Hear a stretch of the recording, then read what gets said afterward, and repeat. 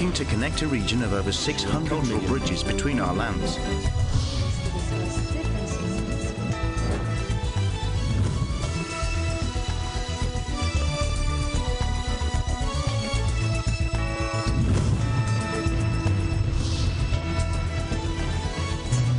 Good evening, I'm Alma Angeles and you're watching ASEAN in Focus. On today's headlines.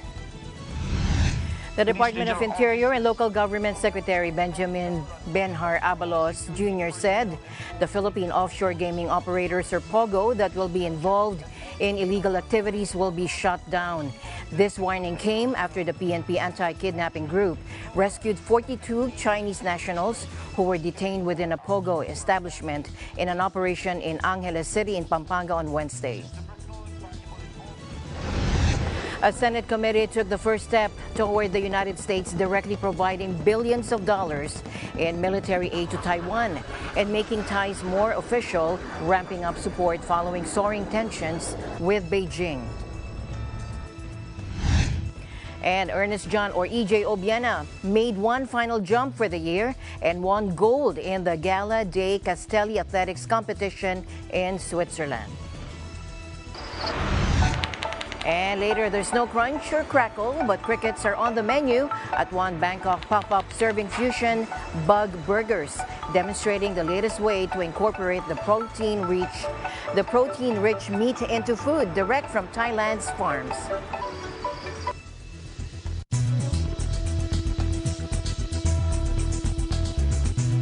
First in our news, authorities announced the rescue of 43 Chinese nationals, one of them a kidnapped victim, during operations by the Philippine National Police Anti-Kidnapping Group in Angeles City, Pampanga. The rescue of the kidnapped victim and the 42 others who were victims of human trafficking were announced by Interior and Local Government Secretary Benhar Abalos. Let's listen in. Gabi po ay nagkaroon kami ng operation. May nahuli po kaming Malaysian at nai-rescue ng anti-kidnapping group ang isang Malaysian na babae. No? Na kagabi po ito. At kahapon din, kagabi, may isang nag-report sa akin. May nagsabi sa akin, may tumawag na meron daw isang Chinese na abducted. And so I called up the anti-kidnapping, Colonel Loon, and I'm glad to report to this august body that last night, or early this morning, we not only rescued this lady, but we were able also to rescue 42 other Chinese. This is in a province near Metro Manila. And we will make sure, kakasuhan namin ito. Lahat po ito, hindi namin titigilan ito. I'm in close coordination with the Chinese Embassy. We have to do some benchmarking here of the numbers. We must do that. Pero ito ho, tapos na, and we will make sure kung merong itong mga involved na POGO, we will investigate and have them closed. No, that's what we're doing right now. I will just want to assure the public here. Gumagalaw ang pulis dito, andito si Chief Asurin. I would like to thank him and the AKG for this very swift action. Isang araw lang nahuli kagad. Ang importante lang, ako'y nananawagan na magsumbong kayo, mag-cooperate kayo. Kasi kung lumalabas sa kung saan-saan, mahirap po, hindi natin malalaman yung totoo o hindi totoo. Police arrested Chen Yibien alias Ai, 33, Human Resource Manager of Lucky South 99. The rescued kidnapped victim is now undergoing debriefing by the AKG to dig deeper into the circumstances surrounding the kidnapping and to build a strong case against all persons involved in the crime. At the same time, the 42 rescued POGO workers are undergoing documentation and records verification. So as we heard there, the secretary said the identified suspect is Chen Yi-bien, 33, human resource manager of the Lucky South 99, who was arrested during the operation. He said the operation stemmed from information provided by foreign police counterparts of the PNP and was based on complaints of the family of the kidnapped victim, who was held for 1 million pesos in ransom beginning on Monday evening. The rescue of the Chinese led to the rescue of 42 other Chinese nationals, also at the same Lucky South 99. He also said a crackdown on unauthorized security personnel employed in POGO establishments, inspection and audit have been ordered by the PNP Chief General Rodolfo Azurin Jr. In a related story, the Department of Interior and Local Government Secretary Benjamin Benhar-Abalos Jr. also said the Philippine offshore gaming operators that will be involved in illegal activities will be shut down. Abalos' warning came after the PNP anti-kidnapping group rescued 42 Chinese nationals who were detained within a POGO establishment in an operation in Angeles City, Pampanga on Wednesday. Again, let's listen in. Police regional offices to launch a crackdown on unauthorized security personnel employed in POGO establishments. Inspection and audit is now underway to account for all private security personnel such as watchmen, blue guards, protective agents, especially those carrying firearms while performing security duties.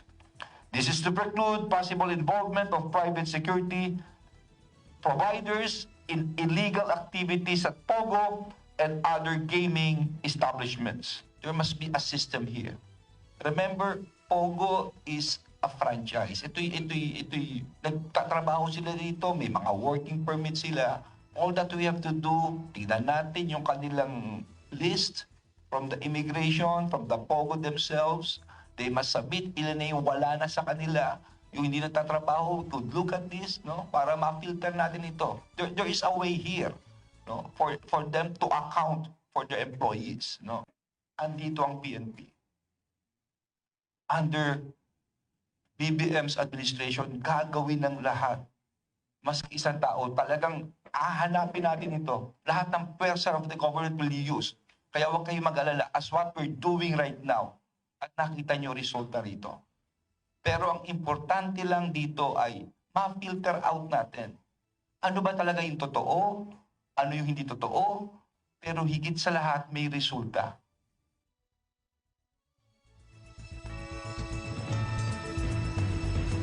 A Senate committee took the first step Wednesday toward the U.S. directly providing billions of dollars in military aid to Taiwan and making ties more official, ramping up support following soaring tensions with Beijing.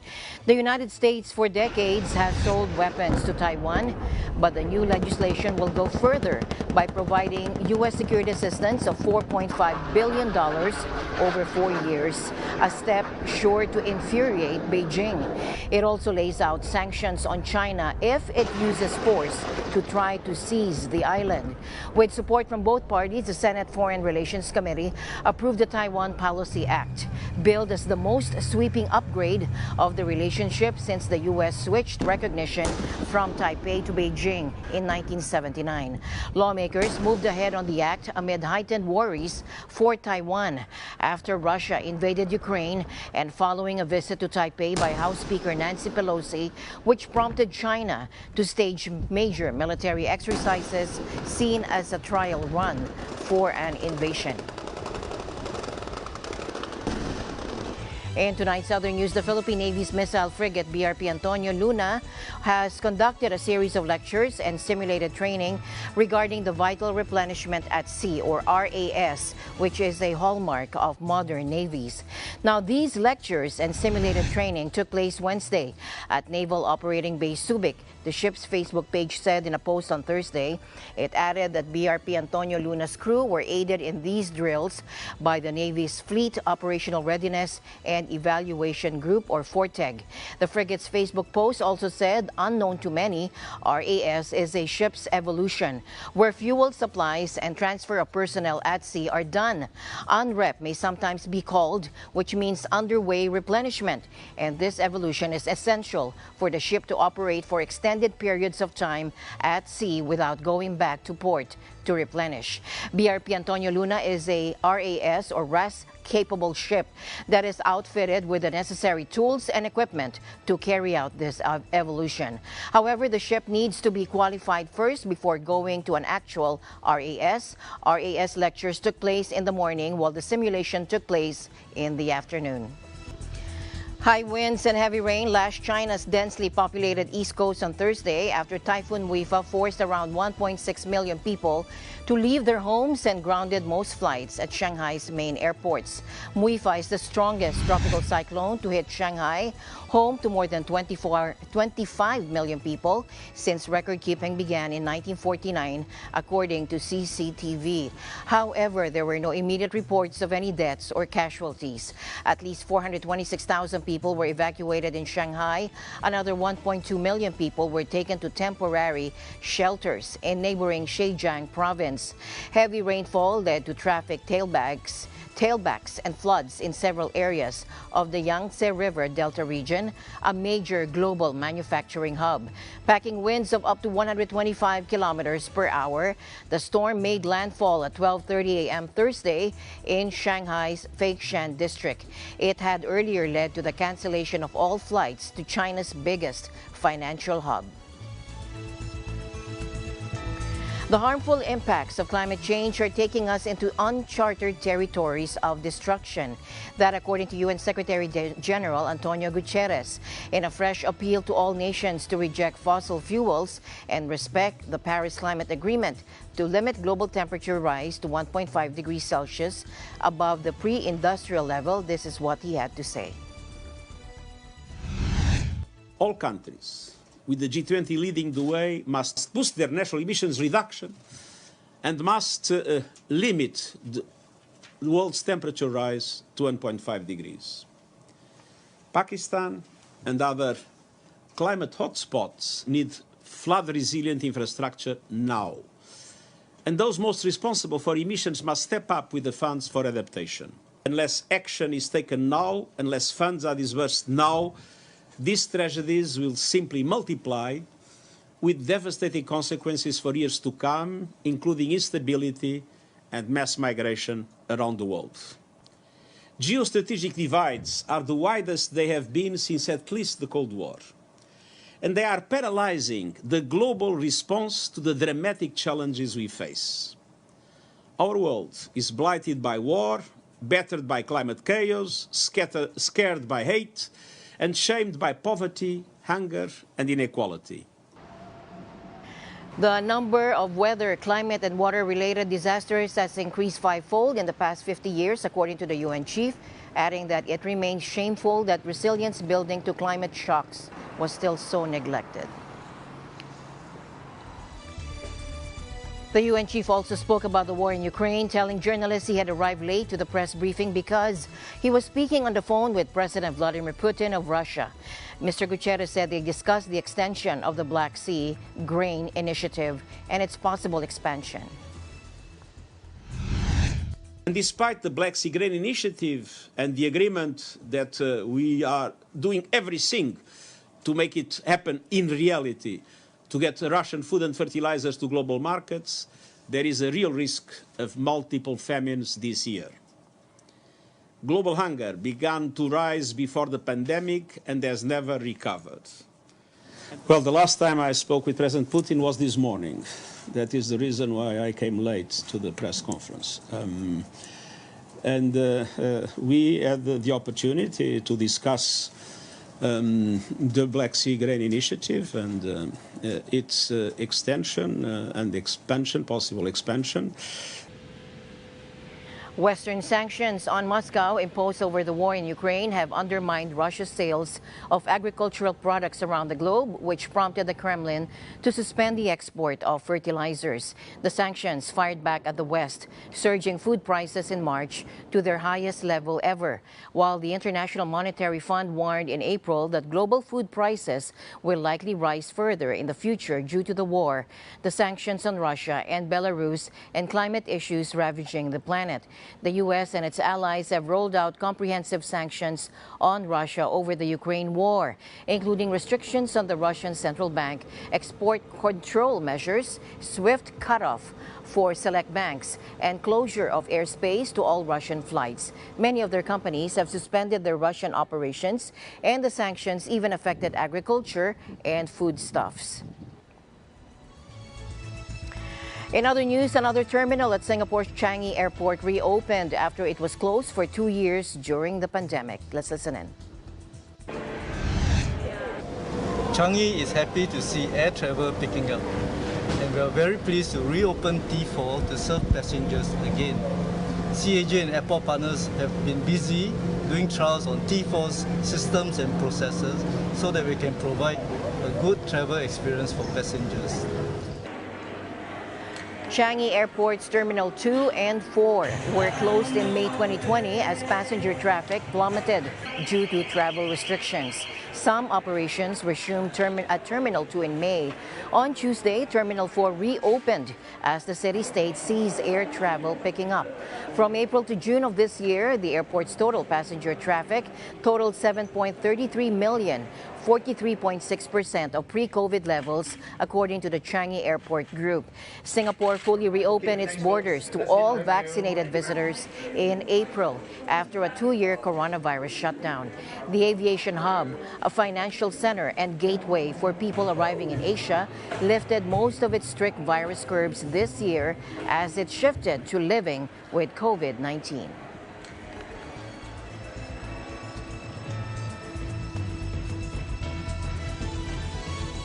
In Papua New Guinea, National Capital District Governor Post Parkop has been re-elected. Here's Eco Hortaleza Quinola for the report. After election disputes occurred in the country, the action man Honorable Poes Parkop retains his seat for the 4th consecutive time as the National Capital City Governor. Parkop has been declared winner with his close to 80,000 votes over his opponent Andy Bawa. Parkop has taken his oath of office before National Parliament Speaker Honorable Job Pomat at the National Parliament House. The governor vows to continue his vision for the city and his program of government dealing with issues that are paramountly important. I want to thank all our people in our capital city, all people from all the different regions and tribes and linguistic groups. Everybody Papua New Guineans. For them is a great honor, and I want to assure everyone I don't take this mandate lightly and this privilege.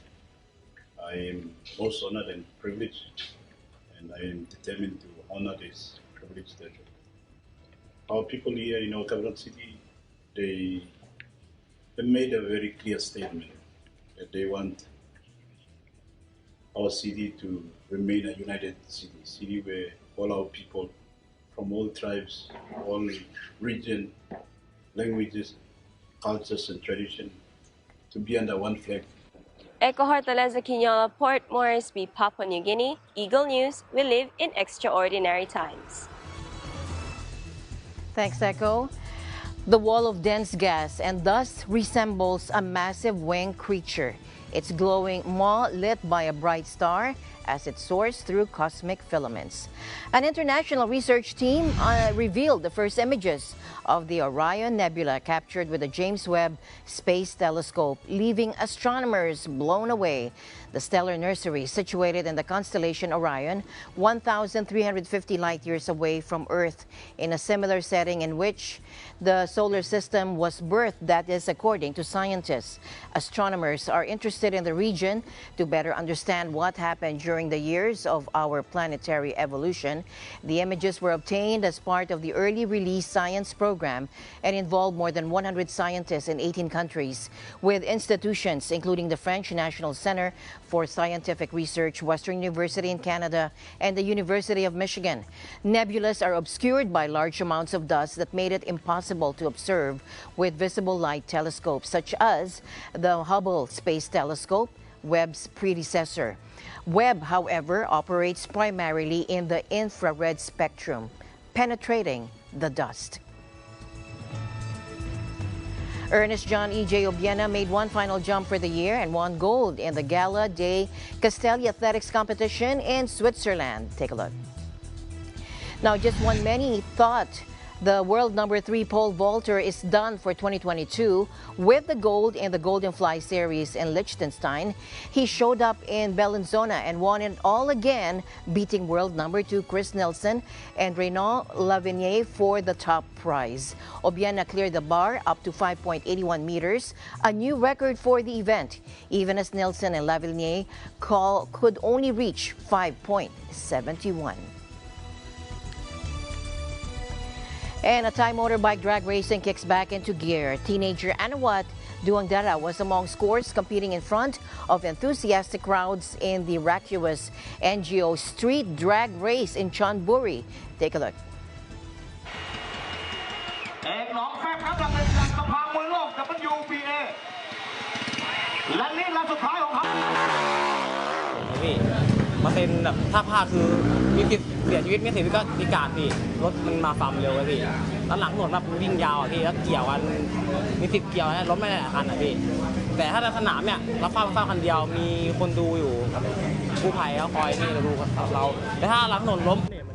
เสน่ห์มันก็คล้ายๆกับ Motorbike ครับพี่เพราะว่า Motorbike จะเป็นรถซีสูง 1,000 ซีซีแต่อันนี้ก็อยู่ในเวท 150 125 110 ก็มีความเร็วพอกันครับแต่ว่า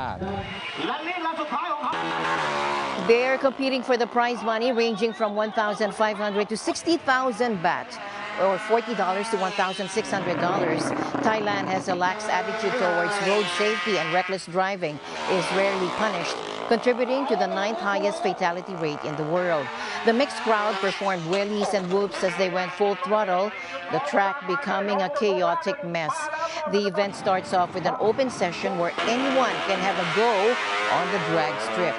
With the bodywork stripped off and all other racing-friendly nods, the race bike weighs only 300 pounds. That too with fuel and rider on board. Riding gear isn't a mandatory here either, and all you need is a helmet and a lot of guts. The 13th annual event, halted for 2 years during the pandemic, gathered enthusiasts to watch semi-professional teams. And there's no crunch or crackle, but crickets are on the menu at one Bangkok pop-up serving fusion bug burgers, demonstrating the latest way to incorporate the protein-rich meat into food direct from Thailand's farms. Take a look.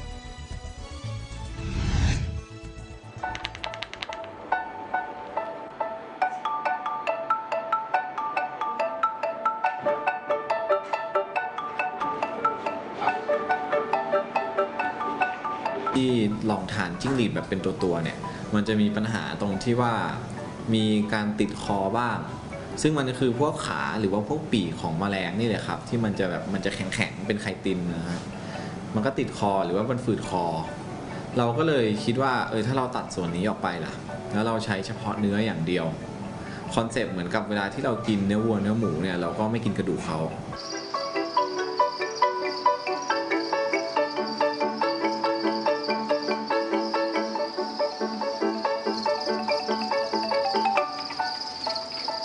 So then after the female lay the egg, so then the female and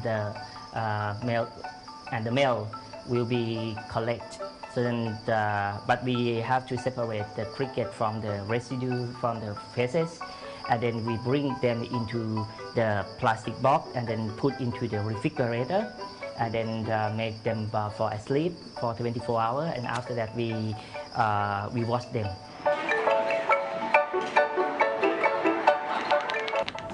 our world now, we are trying to prepare food not only for the rich country, but for also the poor country that consumer cannot access to food because food price is going up very high, and insect will answer this question in the future. น่าจะยอมรับครับถ้าทำให้รูปร่างหน้าตามันไม่ดูน่ากลัวเกินไปอะไรอย่างเงี้ยเพราะอย่างเมื่อกี้ฝรั่งเดินผ่านๆเขาก็ไม่ค่อยกล้ากินก็ถ้าแปรรูปให้มันดูน่ากินมากขึ้นก็น่าจะช่วยส่งเสริม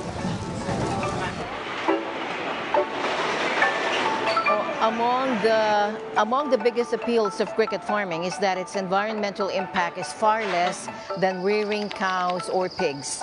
One 2017 study suggested chicken production in Thailand was responsible for 89% more carbon emissions than insect industries.